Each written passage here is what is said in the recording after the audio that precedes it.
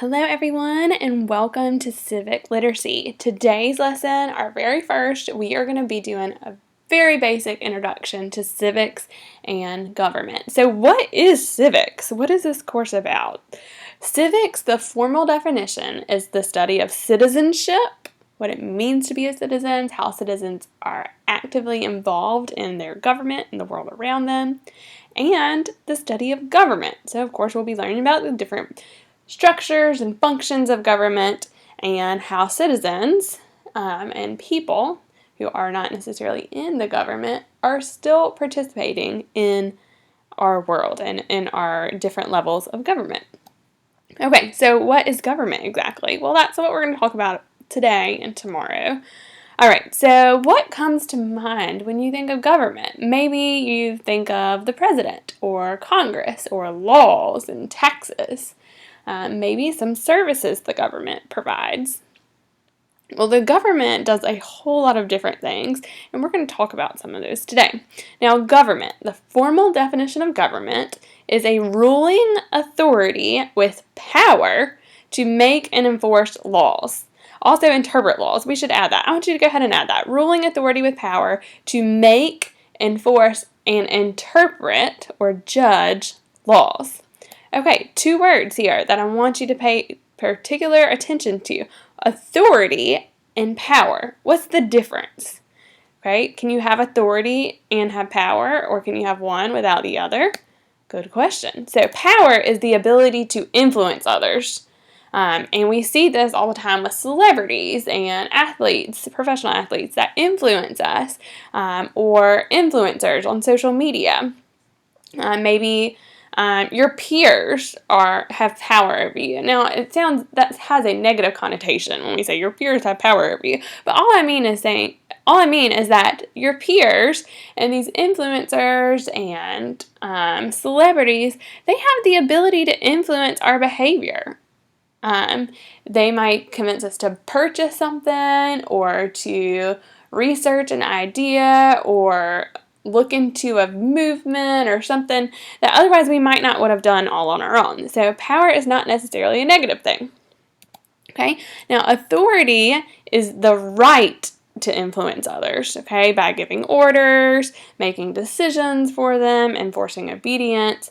So power is the ability to influence others. Authority is the right to influence others. And we see this with like our law enforcement officers and teachers. Your teachers have the right to guide you and teach you and tell you, don't lean back in your chair. They have the right to tell you these things. They've been hired by the school board, and it is the law that you go to school, and so therefore they have the right to tell you this. Law enforcement officers are supposed to be protecting our safety, and as a result, they have the right to tell us not to do things or to do things for our own good. The military also is protecting us, and so therefore they have the right. Our government has been given the right through different documents like our Constitution and local charters that have enabled the people who have been elected to have the authority to do these things, to make laws, to judge the laws, to decide if something is constitutional or not.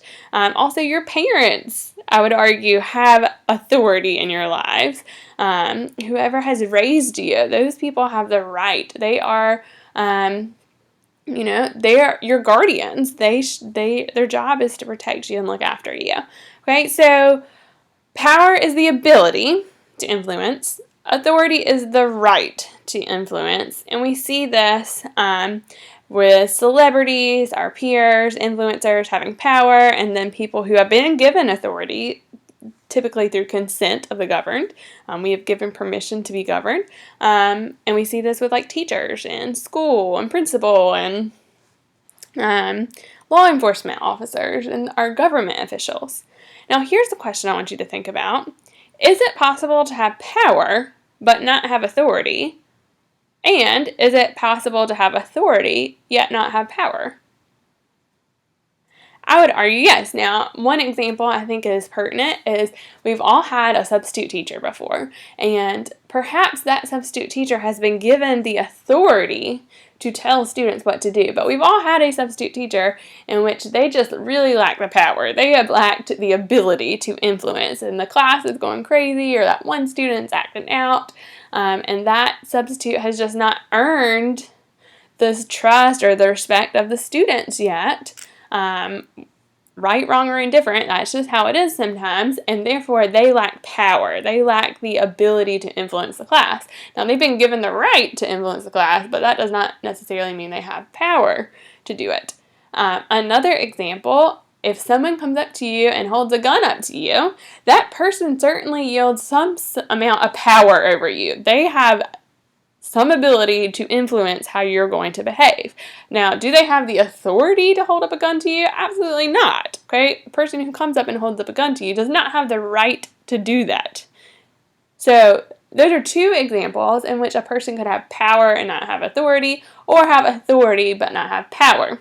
Now, ideally, if we go back to our definition about the government has the power and the authority to make, interpret, and enforce the laws. A government without power and authority is not going to be an effective government. All right, so what does the government do? We talked about what it is and what it needs to have, but what does it do? Usually we can sum it up into these four things. The government is going to provide security for the people, whether that be their physical safety or the security of their rights, and their privileges. The government is supposed to provide security for its people and their rights. The government also provides services, lots of services, in service of education and healthcare and building roads and regulating commerce, so that, we have the FDA, for example. It's going to moderate food and drugs, make sure they're safe for us. So the government provides services. The government also provides order.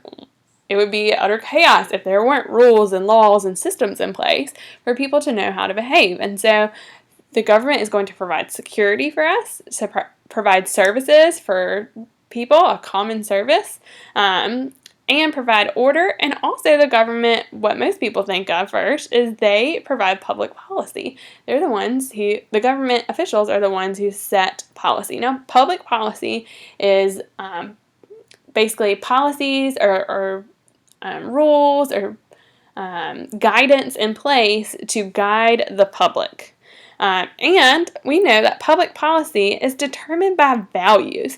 So if a government official values one thing, their public policy will reflect that. If a government official values something different, their public policy would look a little different, perhaps. Now, values could be any number of things. A person might value community, and looking out for their community and promoting unity among the community. A person might value cooperation and getting along and bipartisanship. We'll talk about what bipartisanship means later in this course. But another value would be democracy, the idea that the people are the deciders. The people are the ones who are ruling and governing and have a say, and their representatives should reflect that. Someone might value diversity or equality. Other values could be freedoms and making sure that people's freedoms are protected, or justice or pacifism. That just means not fighting, being peaceful. Pacifists do not want there to be tension and fighting, so that would go with like cooperation. It could be security. Providing security for rights and for physical security and safety. Or it could be providing stability. Now, in the U.S., we talk about these things, but I also want you to think larger than just what we're used to in the United States. Think about governments outside of the United States, all across the world. We're going to talk more about that in the next lesson. But there are all kinds of places, all kinds of governments in this world, and some governments look a whole lot different than ours. A government that is communist is not going to have a value of democracy, obviously, but maybe they have a value of stability. And so what I want you to understand is that public policy, whatever government we're talking about here, the public policy is guided by what those people value. And values could be any number of things. I've just listed off several. All right. And for the United States in particular, another introductory thing that I need you to go ahead and understand, and you've probably learned it in previous courses, is that our government has many levels. We have a national level of government over the whole United States of America. We have a state level. Each state has its own government, so North Carolina has its own government, and we have local levels. When I say local, I'm talking about municipalities, like cities or towns or bureaus or villages, or a parish. It depends on where you live. So there's lots of different local city governments or municipal governments, and then counties. So county governments, and each of these have different roles. So here, if you live in Greenville, North Carolina, then your city or town government is the Greenville City Council. We have a Pitt County Board of Commissioners. We have a North Carolina General Assembly and governor and courts. And we also have a U.S. Congress that makes our laws, and a U.S. president that is in charge of a bureaucracy of people that enforce the laws, and U.S. court. So each level has its own government and own responsibilities. So the national level is going to be in charge of big things that affect all the people in the country, like a military, for example. We would not have 50 different state militaries. That would not be effective when it comes to declaring war, protecting ourselves, or defending the United States during times of war.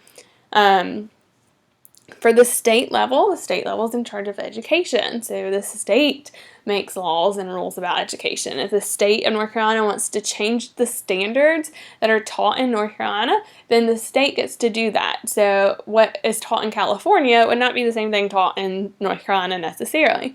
Now there are some, like, you've probably heard of Common Core, and that's a national initiative where they say all the states should have like at least these base points for what should be taught in math and what should be taught in reading. But in other words, you're not going to have 8th grade North Carolina history in Texas. That would not make sense. Just like we would not have an 8th grade Texas history in North Carolina. So each state is in charge of its own education system and licenses. So you could have a driver's license in North Carolina, which might be different than a driver's license in California.